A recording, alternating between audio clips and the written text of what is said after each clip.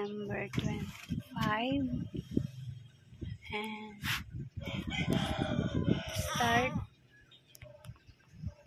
this day is a day when I started to take care of my baby, because guys, the last few days, the last few months, the last month exactly is I'm so not feeling well.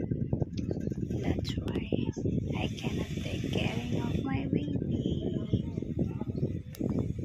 But alhamdulillah, thank you God. Medyo nakaka-recover na po tayo. Pero hindi pa ganun kabilis.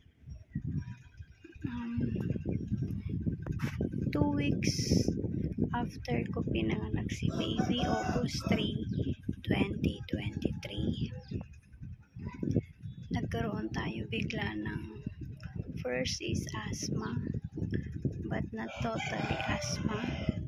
When I cleared to check up in my doctor, they said please make 2D echo for your heart maybe, and we find out that I have enlargement, heart enlargement, and because of delivered to this. Tumatawa siya guys. Dahil dun sa pag-deliver ko sa kanya guys, lumaki yung heart ko kasi since nang pinagbubuntis ko pa siya, hindi na maganda yung takbo ng pagbubuntis ko. Every week is nasa hospital ako, kaya na-stop ako nag-vlog ng mga 6 months. 6 months until now. At ngayon lang ako nag-start ulit magawa ng video para i-share ko sa inyo yung mga nangyari before 6 months until now. Yun, siya po ay diabetic baby, kaya simula po nung 3 months pa lang siya sa tiyan ko, nag-start kami mag-insulin hanggang sa lumabas siya. Na-stop na yung insulin, yung nagle-labor na ako, hindi na ako nag-inject. So nung lumabas siya naman, yun, lumaki yung heart ko kasi dun sa pag-labor, sa pag-iri siguro. Ayun, kaya siguro this is the last baby. Thank you kasi 3 na yung lalaki, tapos siya babae.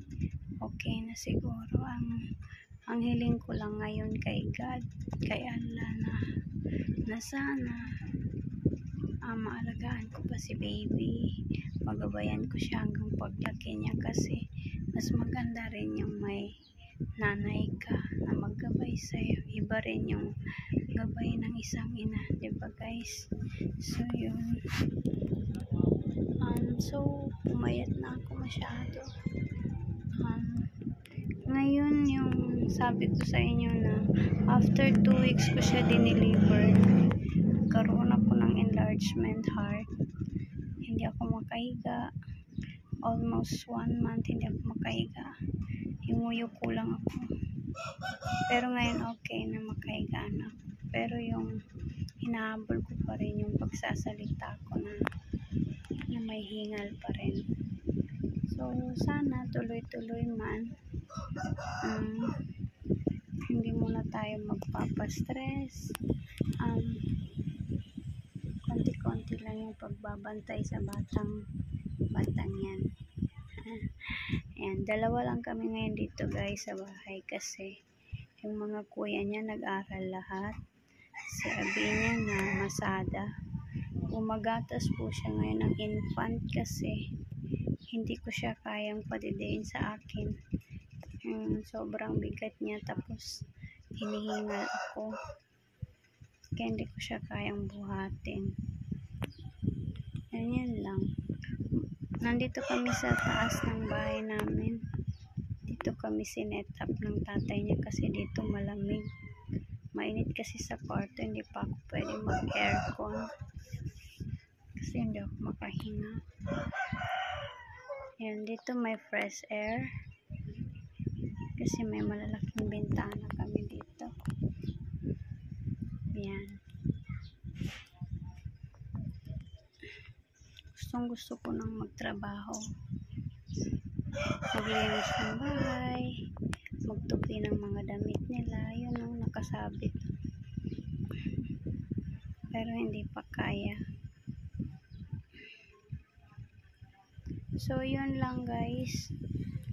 Dyan lang muna. Siguro kung may continuation yung video para humaba naman. Kay Jeb. Si Jeb kasi yung humawak ng account ko. Siya yung nag-a-upload para lang hindi siya madimon. At tuloy yung sahod natin dyan. Pambili ng gatas.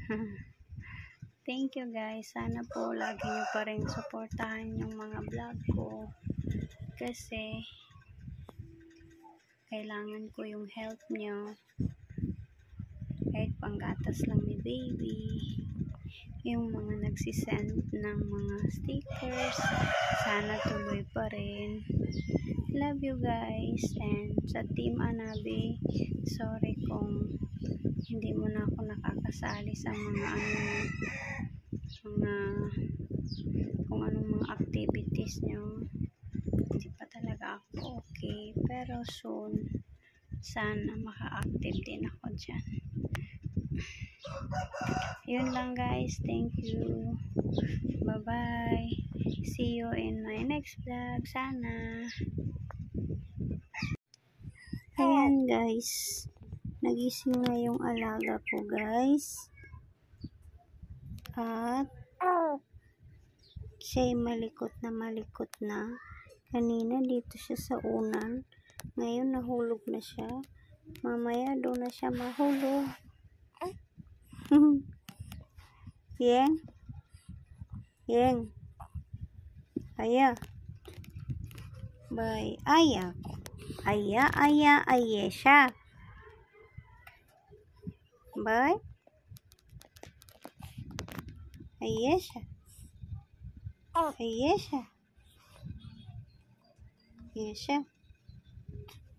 Bakit nahulog ka na, Yeng? Yeye? Nandyan ka na. Sa unan ulit. Nandyan ka na. Yan ka na sa ulan ulit. Hindi makatulog si mama. Kay bantayan lang ikaw. Yeah. Aye.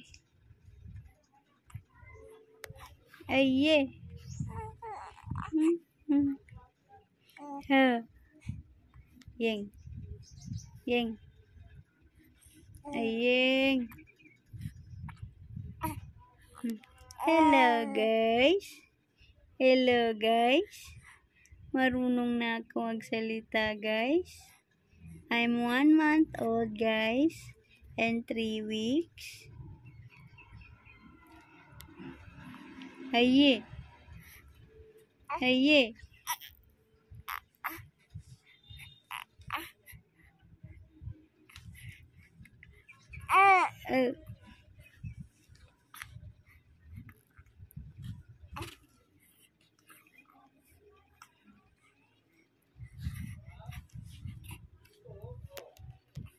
Dito kami sa taas.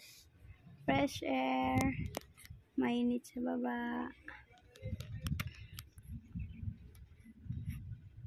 Yeng.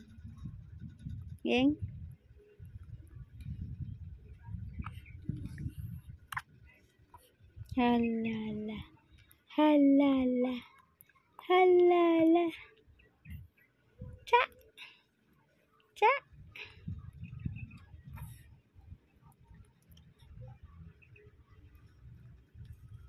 Acha. Acha.